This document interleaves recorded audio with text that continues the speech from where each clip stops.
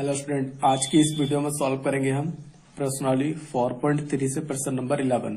इसमें दिया दो वर्गों की क्षेत्रफलों का योग 468 मीटर स्क्वायर है। यदि उनके परिमापों का अंतर 24 मीटर हो तो दोनों वर्गों की भुजाएं ज्ञात कीजिए। इसके अंदर दो वर्ग है, ठीक है, और एक वर्ग जो होगा दूसरे वाले वर्ग से बड़ा होगा क्योंकि उसका अंतर दे रखा 24।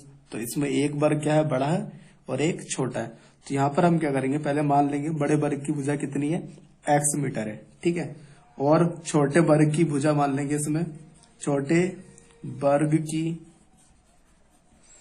भुजा बराबर y मीटर मान ली, ठीक है।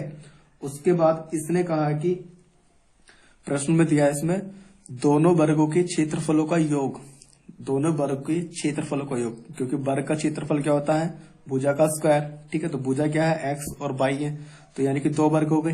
बड़े वर्ग की भुजा कितनी है, x, तो इसका स्क्वायर, प्लस छोटे वर्ग की भुजा y है तो इसका स्क्वायर। तो इनका योग क्या है, इसने 468 है, ठीक है। तो यहाँ पर हम लिखेंगे प्रश्नानुसार दोनों वर्ग है, इनका योग है और इनका क्षेत्रफल का योग है, ठीक है। तो इसलिए इसका क्षेत्रफल क्या होता है, वर्ग का भुजा का स्क्वायर, और ये छोटे वर्ग की भुजा है तो इसका भी भुजा का स्क्वायर कर दिया, और उनका इसने कहा है कि दोनों का योग वो है 468, ठीक है। अब इस तरीके से ये समीकरण नंबर हमारी हो गई फर्स्ट, ठीक। इसके बाद इसने कहा कि इनके परिमापों का अंतर 24 है। तो परिमाप क्या होता है, 4 गुणा भुजा, ठीक है। वर्ग का परिमाप क्या होता है, 4 गुणा भुजा।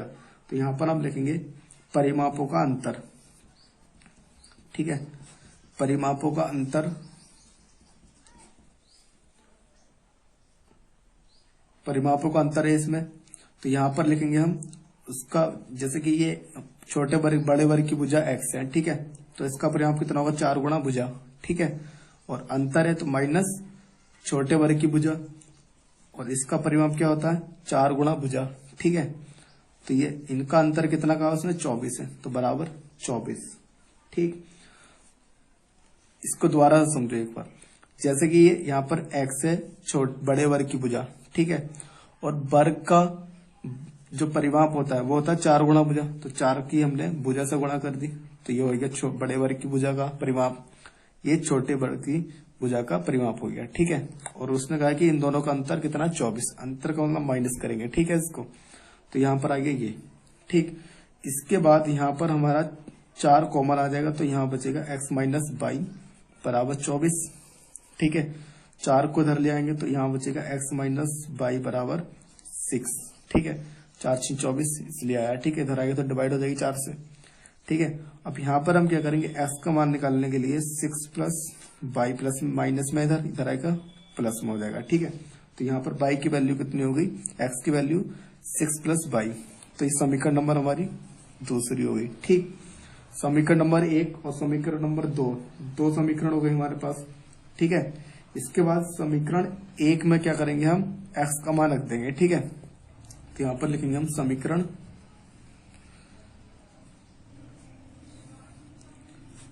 1 में x का मान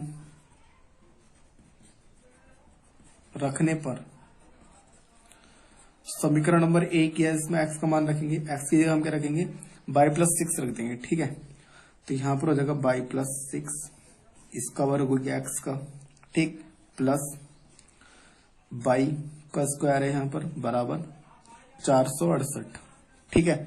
इसको सॉल्व कर लेंगे, यहाँ पर ये a प्लस बी का होल स्क्वायर होगा, ठीक है। यहाँ पर तो a का स्क्वायर करेंगे यानी y का स्क्वायर, प्लस b का स्क्वायर करेंगे यानी 6 का स्क्वायर करेंगे तो 36, ठीक है, प्लस 2 की मल्टीप्लाई अगर हम 6 से करेंगे तो 12 हो जाएगा, ठीक है, रोचिंग 12, और ए भी हो गया, तो यानी कि हो जाएगा टोटल 12 बाई, ठीक है, प्लस बाई स्क्वायर बराबर 468, ठीक है।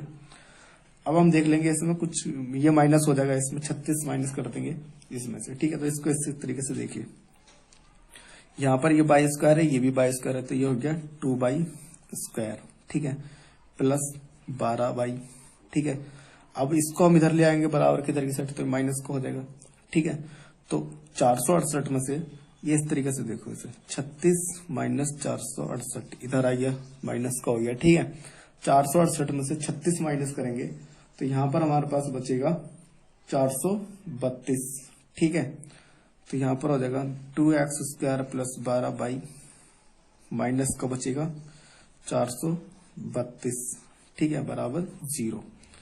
यहाँ पर देख रहे हैं हम ये 2 से डिवाइड हो जाएगा। ठीक है, क्योंकि सब 2 से भाग कर देंगे इसको, तो यहाँ लिखेंगे 2 से भाग करने पर 2 से भाग करने पर हमें मिलेगा y² प्लस 6y माइनस का 216 बराबर 0। ठीक है, तो यहाँ पर अब हम क्या करेंगे, इसकी गुणा इससे करेंगे, इसका गुणांक 1 है। ठीक है, 216 हो गया। अब हमें ऐसे 2 नंबर चाहिए जिनकी गुणा करके तो 216 आ जाए। ठीक है, और माइनस करने के बाद प्लस का 6 बचे। 2 नंबर है वो 18 और 12। ठीक है, तो यहाँ पर लिखेंगे y² plus 18y minus 12y। ठीक है, माइनस 216। अगर हम इन दोनों की गुणा करेंगे 18 और 12 की तो 216 आएगा, और माइनस करेंगे तो इसमें से बचेगा तो हमारा 6 प्लस का। ठीक है, यहाँ पर इसके बाद इसमें से देखेंगे y कॉमन आएगा यहाँ पर, तो यहाँ पर बचेगा y प्लस 18।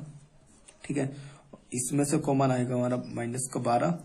ठीक है, तो यहाँ बचेगा y माइनस माइनस प्लस और यहाँ बचेगा 18। ठीक है, बराबर 0। ठीक है, इसको हम इस तरीके से लिखेंगे y प्लस 18 बराबर 0, और एक होगा हमारा y माइनस 12 बराबर 0। ठीक है, इसको सॉल्व करेंगे तो ये माइनस का 18 बचेगा y। ठीक है, और इसको सॉल्व करेंगे तो प्लस का 12 हो जाएगा। ठीक है, तो यहाँ पर हम क्या लेंगे, प्लस वाली संख्या लेंगे, माइनस वाली संख्या को हम यहाँ पर छोड़ देंगे। ठीक है, तो यहाँ पर y की वैल्यू यानी छोटे वर्ग की भुजा हमने क्या मानी थी, y मानी थी, तो छोटे वर्ग की भुजा कितनी हो गई, 12। ठीक है, तो यहाँ लिखेंगे हम छोटे वर्ग की भुजा बराबर 12 मीटर। ठीक है, और बड़े वर्ग की भुजा निकालने के लिए हम क्या करेंगे, जो यहाँ पर y का मान आया है उसको हम रखेंगे समीकरण नंबर 2 में। ठीक है, तो यहाँ पर लिखेंगे y का मान समीकरण 2 में रखने पर। ठीक है, तो यहां पर आ जाएगी बड़े वर्ग की भुजा। ठीक है, तो बड़े वर्ग की भुजा आ जाएगी हमारे पास, समीकरण नंबर 2 ये है 6 प्लस y है। ठीक है, तो यानी कि ये हो जाएगा हमारा x बराबर 6 प्लस y। ठीक है, और यहाँ पर 6 प्लस y की वैल्यू कितनी आई थी, 12, तो यहाँ रखेंगे 12, तो बराबर कितना हो गया, 18 मीटर। ठीक है, इसका मतलब बड़े वर्ग की भुजा कितनी हो गई, 18 मीटर, और छोटे वर्ग की भुजा 12 मीटर। ठीक है, तो 12 और 6 18, दोनों वर्ग की भुजा हमारे पास आ चुकी है यहाँ पर। ठीक है, तो ये इसका आंसर है।